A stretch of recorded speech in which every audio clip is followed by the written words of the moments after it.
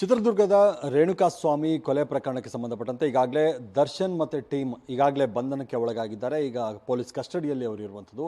ಆ ಕೊಲೆ ಏನು ನಡೆದಿದೆ ಅನ್ನುವಂಥ ಜಾಗ ಏನಿದೆ, ಜಯಣ್ಣ ಅವರಿಗೆ ಸಂಬಂಧಪಟ್ಟಂಥ ಜಾಗ ಅದು ಶೆಡ್ಗೆ, ಅಂದರೆ ಸುಮಾರು ಒಂದು 20-30 ವರ್ಷಗಳ ಹಿಂದೆ ಅವರು ಬಾಡಿಗೆ ಕೊಟ್ಟಿದ್ದರು. ಜಯಣ್ಣ ಅವರು ನಮ್ಮ ಜೊತೆಗಿದ್ದಾರೆ, ಅಂದರೆ ಸ್ಥಳದ ಮಾಲೀಕರು.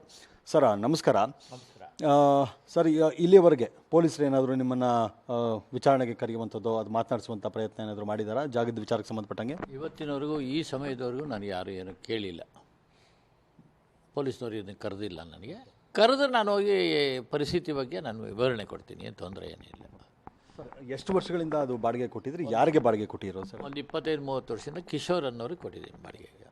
ಏನು ಸರ್ ಅಲ್ಲಿ ಏನು ಆಗ್ತಿರುತ್ತೆ? ಏನು ವೆಹಿಕಲ್ಗಳು ಅಲ್ಲಿ ಯಾರು ಡಿಫಾಲ್ಟರ್ಸ್ ಆಗಿರ್ತಾರೆ, ವೆಹಿಕಲ್ಸು, ಬ್ಯಾಂಕ್ ಲೋನ್ಸು ಅದೆಲ್ಲ ತೊಗೊಂಡಿರೋರು ಫೈನಾನ್ಸ್ ಕಂಪ್ನಿಗಳಲ್ಲಿ, ಆ ವೆಹಿಕಲ್ಸ್ ಅವ್ರು ಸೀಸ್ ಮಾಡಿ ತೊಗೊಂಬಂದು ಇಲ್ಲಿ ಬಿಡ್ತಾರೆ. ಆ ಬಿಟ್ಟಾಗ CCTV ಕ್ಯಾಮ್ರಲ್ಲಿ ರೆಕಾರ್ಡ್ ಆಗಿ ಒಳಗೋಗುತ್ತೆ ಗಾಡಿ. ಅದು ತಿರುಗಿ ಮತ್ತೆ ಅದನ್ನು ಫಾಲೋ ಮಾಡಲಿಕ್ಕೋಸ್ಕರ, ಗಾಡಿ ನೋಡ್ಕೊಳ್ಳಿಕ್ಕೋಸ್ಕರ ಪೂರ್ತಿ ಏರಿಯಾ ಪೂರ್ತಿ CCTV ಕ್ಯಾಮ್ರಾ ಹಾಕಿದ್ದಾರೆ. ಬಟ್ ಗಾಡಿ ಆಚೆ ಹೋಗ್ಬೇಕಾದ್ರೂ ಆ CCTV ಕ್ಯಾಮ್ರಲ್ಲಿ ರೆಕಾರ್ಡ್ ಆಗಿ ಆ ಪೊಸಿಷನ್ ನೋಡ್ಕೊಂಡಾದ್ಮೇಲೆ ಆಚೆ ಬರೋದು. ಪ್ರಾಪರ್ಟಿ ಬ್ಯಾಂಕ್ನವ್ರದ್ದು ಆಗಿರೋದ್ರಿಂದ ಸೇಫ್ಟಿ ಜಾಸ್ತಿ ಇದೆ. ಸರ್, ಎಷ್ಟು ಕ್ಯಾಮ್ರಾ ಇದೆ ಅನ್ನೋದೇನಾದರೂ ಗೊತ್ತಾ? ಅಂದರೆ ತುಂಬ ಎಷ್ಟು ಎಕರೆ ಇರೋದು ಸರ್ ಅದು? ಒಂದು 5-6 ಎಕರೆ. ಅಂದರೆ 5-6 ಎಕರೆಯಲ್ಲಿ ವಾಹನಗಳು ಅಂದರೆ ಎಲ್ಲ ಕಡೆಗಳಲ್ಲೂ ಕ್ಯಾಮ್ರಾ ಇದ್ದೇ ಇರುತ್ತೆ. ಹೌದೌದು. ಸುಮಾರು ಒಂದು 5-6 ಎಕರೆ ಜಾಗ ಇರೋದ್ರಿಂದ ಎಲ್ಲ ಜಾಗದಲ್ಲೂ ಸುತ್ತಲೂ ಕ್ಯಾಮ್ರಾಗಳು ಹಾಕ್ಕೊಂಡಿದ್ದಾರೆ. ಆ ಕ್ಯಾಮ್ರಾಗಳಲ್ಲಿ ಏನಾಗಿದೆ ಅಂತಂದರೆ, ವೆಹಿಕಲ್ಸು ಪ್ರಾಪರ್ಟಿ ಬ್ಯಾಂಕ್ನವ್ರಿಗೆ ಆಗಿರೋದ್ರಿಂದ ಪ್ರಾಪರ್ಟಿ ಸೇಫ್ಟಿ ಬೇಕದು. ಹೆಚ್ಚು ಕಮ್ಮಿ ಆಯಿತು ಅದೆಲ್ಲ ಅಂತಂದರೆ ಬ್ಯಾಂಕ್ನವ್ರಿಗೆ ತೊಗೊಂಡಿದ್ದ ಪೊಸಿಷನ್ನಲ್ಲಿ ಗಾಡಿ ಇರಲಿಲ್ಲ ಅಂತಂದರೆ ಅದು ಇವ್ರ ಮೇಲೆ ಬ್ಲೇಮ್ ಮಾಡ್ತಾರೆ.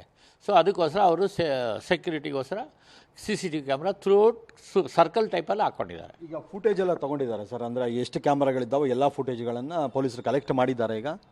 ನನಗೆ ಅಲ್ಲಿ ಅದ್ರ ಬಗ್ಗೆ ಐಡಿಯಾ ಇಲ್ಲ. ಪೊಲೀಸರಂತೂ ಸೀಸ್ ಮಾಡಿದ್ದಾರೆ ಜಾಗ ಸೀಸ್ ಮಾಡಿದರೆ ಯಾರನ್ನೂ ಒಳಗೆ ಬಿಡ್ತಾ ಇಲ್ಲ ಅನ್ನೋದು ಸುದ್ದಿ ಇದೆ. ಸರ್, ಈಗ ಕ್ಯಾಮ್ರಾಗಳಿರೋದ್ರ ಹಿನ್ನೆಲೆಯಲ್ಲಿ ಈಗ ದರ್ಶನ್ ಆಗಿರ್ಬೋದು, ಬೇರೆಯವರಾಗಿರ್ಬೋದು ಬಂದು ಹಲ್ಲೆ ಮಾಡಿದ್ದಾರೆ, ಕೊಲೆ ಮಾಡಿದ್ದಾರೆ ಅನ್ನೋದಾದರೆ ಎಲ್ಲವೂ ಕೂಡ ರೆಕಾರ್ಡ್ ಆಗಿರುತ್ತೆ ಅಲ್ಲಿ. ಏನೂ ಮುಚ್ಚಿಡೋಕ್ಕಾಗಲ್ಲ. CCTV ಕ್ಯಾಮ್ರಾ ಇರೋದ್ರಿಂದ ಅವರು ಹೊಡೆದಿರೋದಾಗಲಿ, ಬಂದಿರೋದಾಗಲಿ, ಹೋಗಿರೋದಾಗಲಿ ಎಲ್ಲವೂ ಗೊತ್ತಾಗುತ್ತೆ. ಓಕೆ. ಮತ್ತು ಸರ್, ಈಗ ಅಂದರೆ ಇವತ್ತೇನಾದರೂ ಮಹಾಜರಿಗೆ ಬರ್ತಾರಾ? ಮಹಾಜರಿಗೆ ಬರುವಂಥ ಸಂದರ್ಭದಲ್ಲಿ ನೀವು ಇರಿ ಜಾಗದ ಓನರ್ ಅನ್ನೋ ಥರದ್ದು ಏನಾದರೂ ಮಾಹಿತಿನೋ, ಅಥವಾ ನೀವು ಯಾರು ಬಾಡಿಗೆ ಕೊಟ್ಟಿದ್ದೀರೋ ಅವ್ರನ್ನ ಏನಾದರೂ ಸಂಪರ್ಕ ಮಾಡಿದ್ದಾರಂತ ಪೊಲೀಸರು? ಅವರೇನಾದ್ರು ನಿಮ್ಗೆ ಕರೆ ಮಾಡಿದ್ರಾ? ನನಗೆ ಈ ಸಮಯದವರೆಗೂ ಯಾರೂ ಏನು ನನಗೆ ಕೇಳಿಲ್ಲ. ಬಟ್ ಪೊಲೀಸವ್ರು ಕರೆದು ನಾನು ಹೋಗ್ತೀನಿ, ನನಗೇನು ತೊಂದರೆ ಇಲ್ಲ, ನಾನು ಮನೇಲೇ ಇರ್ತೀನಿ. ಸರ್, ಈಗ ದರ್ಶನ್ ಆಗಿರ್ಬೋದು, ನಿಮ್ಮ ತಂಗಿ ಮಗ ವಿನಯ್ ಅವರಾಗಿರ್ಬೋದು, ರಾತ್ರಿವರೆಗೂ ಕೂಡ ಹೋಟ್ಲಲ್ಲಿದ್ದರು ಸೋನಿ ಬ್ರೂಕ್ಸಲ್ಲಿ ಅಂತ ಮಾಹಿತಿ ಇತ್ತು.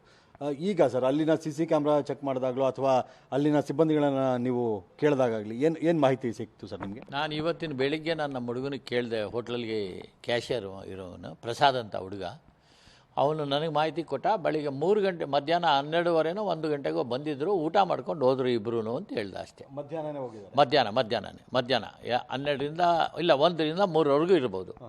ಅಂದರೆ ರಾತ್ರಿ ಸಂಜೆವರೆಗೂ ಪಾರ್ಟಿ ಮಾಡಿದ್ರು, ಮಧ್ಯರಾತ್ರಿವರೆಗೂ ಪಾರ್ಟಿ ಮಾಡಿದ್ರು, ಆ ಥರದ್ದೇನಿಲ್ಲ?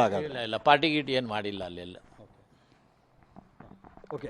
ಇದು ಜಯಣ್ಣ ಅವರು ಹೇಳ್ತಾ ಇರುವಂಥದ್ದು. ಅಂದರೆ ಇಲ್ಲಿಯವರೆಗೂ ಕೂಡ ಪೊಲೀಸರು ಯಾರೂ ಕೂಡ ವಿಚಾರಣೆಗೆ ಕರೆಯುವಂಥದ್ದು ಅಥವಾ ಜಾಗದ ವಿಚಾರಕ್ಕೆ ನನ್ನನ್ನು ಮಾತನಾಡಿಸುವಂಥದ್ದು ಯಾವುದೂ ಕೂಡ ಆಗಿಲ್ಲ. ಜೊತೆಗೆ ಹೋಟೆಲ್ನಲ್ಲಿ ಮಧ್ಯರಾತ್ರಿವರೆಗೂ ದರ್ಶನ ಟೀಮ್ ಪಾರ್ಟಿ ಮಾಡಿದ್ರು ಅನ್ನುವಂಥ ವಿಚಾರಕ್ಕೆ ಸಂಬಂಧಪಟ್ಟಂತೆ ಕೂಡ ಇವರು ಹೇಳ್ತಾ ಇರುವಂಥದ್ದು ಏನು ಅಂದರೆ, ಮಧ್ಯಾಹ್ನವೇ ಅವರು ಹೊರಟು ಹೋಗಿದ್ದಾರೆ, ರಾತ್ರಿ ಯಾರೂ ಇರಲಿಲ್ಲ ಅನ್ನುವಂಥ ಮಾಹಿತಿಯನ್ನು ಇವರು ಕೊಡ್ತಾ ಇರುವಂಥದ್ದು. ಒಟ್ಟಾರೆ ಸ್ಥಳಕ್ಕೆ ಸಂಬಂಧಪಟ್ಟಂತೆ ಈಗಾಗಲೇ ಸಾಕಷ್ಟು ಕ್ಯಾಮ್ರಾಗಳಿದ್ದಾವೆ.